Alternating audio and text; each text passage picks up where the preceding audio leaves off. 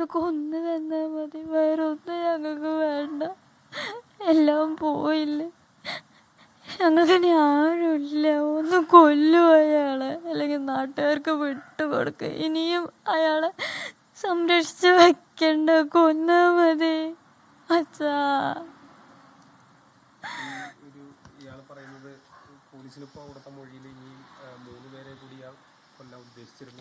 ഇനിയും അയാൾ കൊല്ലും കൊല്ലും കൊല്ലും തന്നെയാ പറയണത്. പിന്നെയും അയാളിനെ എന്തിനാ ഇതിപ്പോ ഭക്ഷണമൊക്കെ വാങ്ങിച്ചു കൊടുത്ത് അയാളിനെ നല്ലപോലെ സംരക്ഷിക്കുന്നുണ്ട്.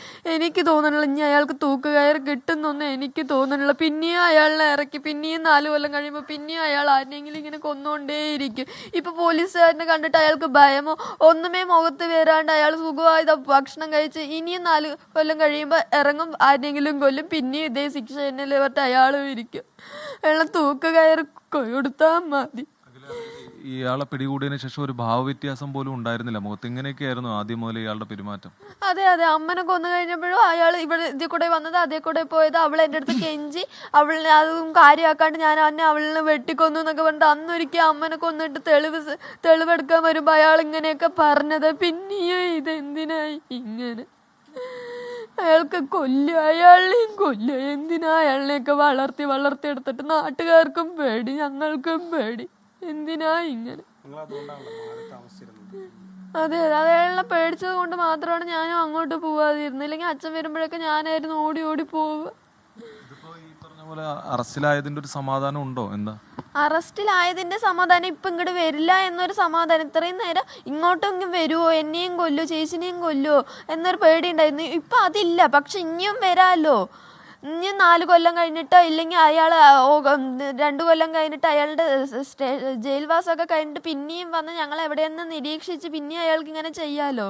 ഞങ്ങളുടെ ജീവനിൽ ഞങ്ങൾക്ക് ഇപ്പോഴും ഞങ്ങൾ ഓക്കെ അല്ല, ഇനിയും വരും എന്നൊരു പ്രതീക്ഷയാണ്. അയാളെ തൂക്കുകയർ കൊടുക്കുക, അത്രയേ ഉള്ളൂ. ആ ഒരു കുഞ്ഞ് ആശ്വാസത്തിലെങ്കിൽ ഞങ്ങളും കുടുംബം നാട്ടുകാരെങ്കിലും ഇരിക്കുമല്ലോ.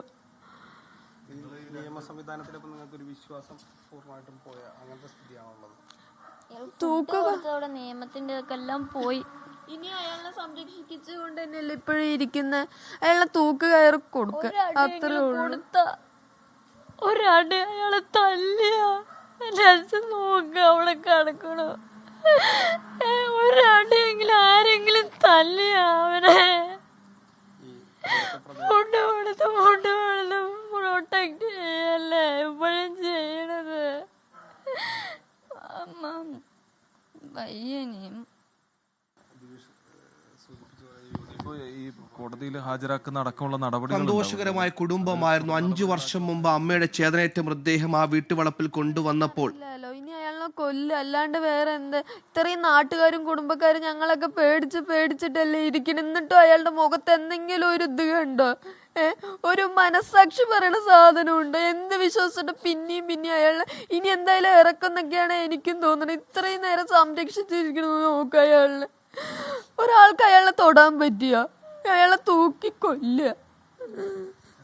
സുഹേൽ, കുടുംബത്തെ സംബന്ധിച്ച് ഇത് ആശ്വാസം എന്ന് പറയാനില്ല. കാരണം 3 ജീവനുകളാണ് ഈ കുട്ടികളെ സംബന്ധിച്ച് നഷ്ടമായത്. അഖിലയൊക്കെ അനാഥമായി. അവരെ സംബന്ധിച്ച് ഈ കുട്ടികളെ സംബന്ധിച്ച് നമ്മൾ ഈ പ്രതികരണത്തിലേക്ക് പോകാൻ ഒരു കാരണമുണ്ട്. ഇന്ന് ഈ പോലീസിനെതിരായതുകൊണ്ട് തന്നെ ഇവരോട് പൊതുപ്രവർത്തകരടക്കം സംസാരിക്കരുത് എന്ന് പറഞ്ഞ സമയത്ത് ഞങ്ങൾ കൃത്യമായി പറയും, അത് ഞങ്ങളുടെ അച്ഛനാണ് നഷ്ടപ്പെട്ടത് എന്ന് പറഞ്ഞുകൊണ്ട് അഖിലയൊക്കെ സധൈര്യം ഈ പകൽ സമയത്ത്, അതായത് അച്ഛൻ നഷ്ടപ്പെട്ട വേദനയ്ക്കിടയിലും മാധ്യമപ്രവർത്തകർക്ക് മുന്നിൽ വന്നതെന്ന് തങ്ങളുടെ നിലപാട് പറഞ്ഞ പെൺകുട്ടിയാണ്.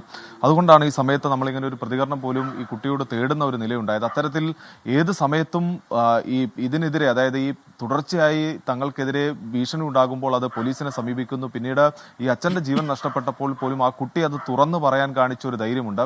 അത് തന്നെയാണ് ഈ നീതി അല്പം വൈകിയെങ്കിൽ പോലും ഈ കേസിലെ പ്രതികളെ അടക്കം നയിക്കുന്നതിലേക്ക്, ഒരുപക്ഷെ ഇത്രയും പെട്ടെന്ന് പോലീസിന്റെ ഭാഗത്തു നിന്ന് ഒരു ആക്ഷൻ ഉണ്ടാകുന്നതിലേക്ക് നയിച്ചത് ഈ കുട്ടിയുടെ തുറന്നു പറച്ചിലുകളായിരുന്നു. എന്തായാലും ഇവർക്ക് ഇതൊരു ആശ്വാസം എന്ന് പറയാൻ കഴിയില്ല. എന്നാൽ പോലും ഈ ജയിലിൽ അടച്ചു എന്നുള്ളത് ഒരു സമാധാനത്തോടു കൂടി ഉറങ്ങാനുള്ള ഒരു നിലയെങ്കിലും ഒരുക്കുമല്ലോ എന്നുള്ളതാണ് ഇത് സംബന്ധിച്ച് അഖിലയും അതോടൊപ്പം തന്നെ സഹോദരിയും എല്ലാം പ്രതികരിക്കുന്നു. സുഹേൽ, സനാഥരായിരുന്നു ആ 2 പെൺമക്കളും. അവരെ അനാഥത്വത്തിലേക്ക് വഴുതിവിട്ട, അല്ലെങ്കിൽ അനാഥത്വത്തിലേക്ക് അവരെ നയിച്ച നരാധമനാണ് നമ്മൾ ദൃശ്യങ്ങൾ കാണുന്ന ചെന്താമര.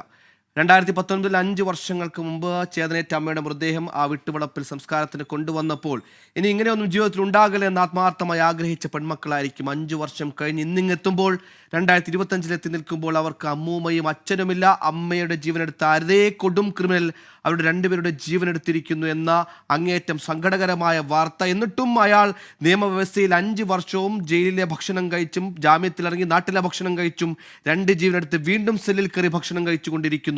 നിയമവ്യവസ്ഥകളിൽ അവർക്ക് സ്വാഭാവികമായ ചില അസ്വസ്ഥതകളുണ്ടാകും. പക്ഷേ നിയമ സംവിധാനങ്ങൾ അത് എപ്പോഴും മികവറ്റതാണ്. തക്കതായ ശിക്ഷ വാങ്ങിക്കൊടുക്കാൻ മാത്രം ശേഷിയുള്ള ഒരു നിയമ സംവിധാനമുള്ള നാടുകൂടിയാണ് നമ്മുടേത്. അയാൾ അർഹിക്കുന്ന ക്യാപിറ്റൽ പണിഷ്മെന്റ് ആണെങ്കിൽ അത് നേടിക്കൊടുക്കാൻ സാധിക്കുന്ന ഭരണവ്യവസ്ഥയുള്ള നാടുകൂടിയാണ്. അതിനുള്ള നടപടിക്രമങ്ങളൊക്കെ പോലീസ് ആരംഭിച്ചു കഴിഞ്ഞിട്ടുണ്ടാകും. എന്തായാലും അങ്ങേയറ്റം ഈ നാടിനെ സംബന്ധിച്ചിടത്തോളം പെൺമക്കളെ സംബന്ധിച്ചിടത്തോളം ആശ്വാസമെന്നില്ലെങ്കിലും ഭയാശങ്ങളില്ലാതെ ഭീതിയില്ലാതെ ജീവന് ഭീഷണിയില്ലാതെ കഴിയാനാകുന്ന മണിക്കൂറുകൾ എന്ന ചെറിയ സമാധാനം അവർക്കുണ്ടാകും. ആ കാര്യത്തിൽ സംശയമില്ല.